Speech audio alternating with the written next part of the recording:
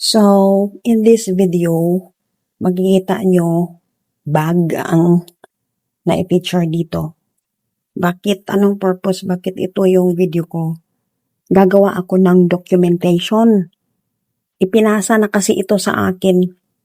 Bigay ni amo. Dahil nga ako'y nangangamuhan, hindi ko basta-bastang tatanggapin na ganun na lamang, kailangan mo gumawa ng documentation for safety. Bakit? Itong bag na to ay valued thing. Oo, mahal kasi itong bag na to. So, ayan o, branded yan. Yan ang brand niya. Makikita nyo. At may tikita pa yan. Ang tikita na yan ay ayan. May pagkaluma na kasi. Siguro ayaw niyang gamitin dahil dala ng pagkaluma.